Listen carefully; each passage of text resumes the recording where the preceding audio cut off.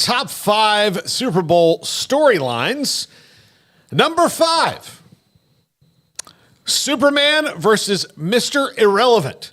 And this to me is, you're going to enjoy watching both quarterbacks in this game, but the paths have been very different. Obviously, the 10th pick in the draft and everything that Patrick Mahomes has done to Brock Purdy coming out of nowhere to not be the intended starter. They drafted Trey Lance with the 2nd overall pick a couple of years ago. They drafted Brock Purdy with the last pick. Jimmy Garoppolo was there, and he got hurt. And then, Lance started the season. Then Garoppolo comes back in. They both get hurt. Purdy comes in, has been absolutely fantastic since that point. Came off the injury that he suffered at the end of last year and was great this year, putting up close to MVP caliber numbers. And then, Patrick Mahomes, who the only person who's knocked him off in a Super Bowl was the GOAT in Tom Brady. So these are two very different guys, but two guys who are very much on the top of their games, and we'll see how that works out. But this is, if you're just picking on the quarterbacks, most people are going to pick Mahomes, but I wouldn't count out count out Brock Purdy in this. Advantage Chiefs, pretty clearly and not even close. If the 49ers beat the Chiefs and it's because Brock Purdy has a great game, that'll be awesome. But, this is a heavily slanted towards KC matchup. And, as far as the rest of it goes, we will see. But great for Brock Purdy to get to this point. I mean, don't doubt him now that they've reached this stage and that he can't sit there and be hoisting the trophy because he's got a great team around him. I mean, it's not going to be on these two guys and these two guys alone. But, it's cool to see it too.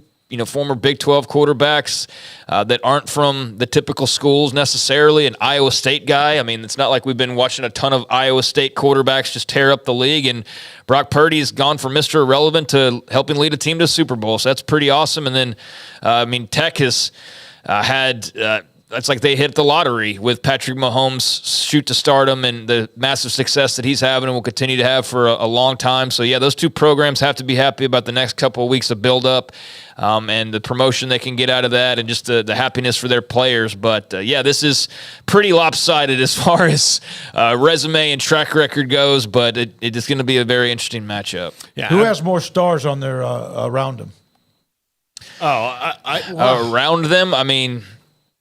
I would say Purdy does because probably if you're talking about the entire team, or I think it's pretty close. I mean, we act like Patrick's like sitting here dealing with bums off the street, and it's like these guys are pretty good. The best tight end maybe ever.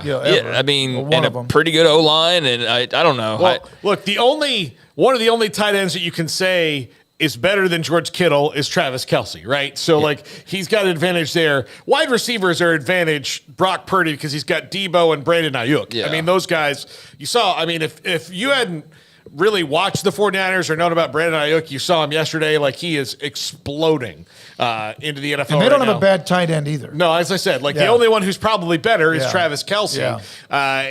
That's just, that's the luck of the draw there. But the top two tight ends of the league probably are in this game. I think if you're talking about, the best running back right now is in the game and Christian McCaffrey. But I think Patrick Mahomes' own score for himself it takes up about 2 or 3 of those Niner stars. I mean, the impact that he can have on the game. Yeah, I think you can make an argument probably for San Francisco all around, but I don't know. Kansas City's got some dogs on defense too, so it's pretty even. It's going to be a talent fest for sure. Their defense really has been more consistent than anything else they've had, and they needed it this year because of sometimes the concerns in the passing game or on offense. Yeah.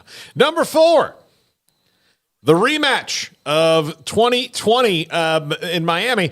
This was a game that was Mahomes' breakout and all that. And it was Jimmy Garoppolo was the quarterback for the 49ers, and they built it very much on the defense side of the ball, and their offense was very efficient.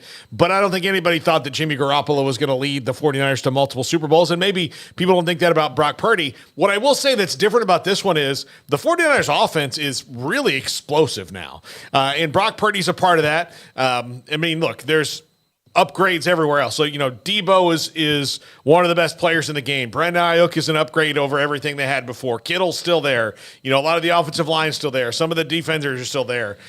Christian McCaffrey has joined this, and even when he's having a bad game, he's still kind of having a good game. You can do so much with him. So because they have an offense that's now so completely flexible, it is a lot different. And maybe Mahomes' receivers aren't as reliable, but here comes Rashee Rice, a rookie who's really starting to establish himself. MVS is starting to make the catches when he needs to. And then you've got Isaiah Pacheco, who runs like he's mad at the grass. So it's all kind of working out for the Chiefs. He runs hard, and yet sometimes it doesn't look like he's going anywhere, but he does elbows, and you know what is what the way he runs. Yeah. So what did somebody ask him? Does he runs like he's about to get bitten by a zombie? And he was like, I don't know about that. But yeah, so that's an interesting storyline here. Anything on that, guys? We can go to the next one. No, I just meant style. Right. Number 3. Which defense can impose their will more? These are two very good defenses. Kansas City, obviously, yesterday imposed their will a whole lot more than San Francisco did. But the Niners are a team that has a ton of defensive stars. Fred Warner is as good of a defensive player as there is in the league, not to mention Bosa and Young in the ends, what they have up the middle with their defensive tackles. Dre Greenlaw, the other linebacker, a really good secondary. The Chiefs' defense overshadowed by the fact that Mahomes is on the other side, but has been elite all year. So which one can actually impose their will more? Right now, I'm kind of leaning towards the Chiefs just because that's what they've been doing. But if the 49ers, smell blood in the water, they've been a team that can really attack you. It doesn't matter who you are. Yeah, I'm interested to see if Bosa or those guys can find a way to wrangle Mahomes. It's amazing his ability to escape or just not even have pressure basically whatsoever a lot of the time. I mean, he's got such a clean pocket, and then when he does finally get some pressure, he's able to show his athleticism or just he's such a big body that it bounces off of him as opposed to bringing down a lesser guy. But both defenses really good. 49ers more known for that, but now the word's been out on how good Kansas City is, and so that's going to be a lot of fun to see which one can maybe grab a pick that turns the tide of the game or is able to get the most pressure on the opposing quarterback. But that's going to be the big storyline, even though most of the focus will probably be on the quarterback matchup or just all the stars out there. Now, look, Chris Jones is there, so he kind of makes up for a lot of this. But Charles Omenihu will be out. He tore his ACL. And Derek Nandi, their starting defensive tackle, also out. He's got a torn pec or tricep or something in that regard, and he will not be there. So that is a hit for the Chiefs' defense. Number 2.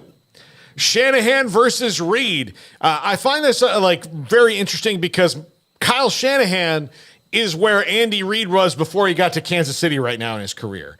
He's getting the team regularly in the NFC Championship game, into his second Super Bowl. This is his second chance to win it. He hasn't gotten through there. You wonder, would maybe this kind of help him break through and be even more consistent if he got the win like Andy Reid has? Andy Reid doesn't coach tight at all in any situation. I mean, once they won that Super Bowl, you just kind of look over at Andy Reid and you're like, well, whatever decision he makes is probably going to work out. When he was at Philadelphia, it was kind of like you felt sorry for him, and it was the thought that maybe he was uptight. Mm-hmm. And it was sometimes because they were playing better people. So it's amazing what happens when you win a ring, you win a championship, and then how all of a sudden here comes multiple rings, and now where he's thought of among the best coaches of all time. Impressed by Shanahan. I mean, at halftime, they could have really panicked, and they didn't. And I almost wondered if they were starting to panic a little bit, just the way Detroit got out, the way that they did. But credit to San Fran for just settling in and playing their style of game and just chipping away and eventually creating a huge swing the other direction. But, I mean, you want to break through that ceiling, and once you do that, it's no longer a topic, but when it's still sitting there above you like it is for Kyle Shanahan at the moment, that's going to be one of those storylines, whether valid or not, or whether you like it or not. So, can he finally break through is the big question, and Andy Reid knows all that storyline all too well himself. Yep.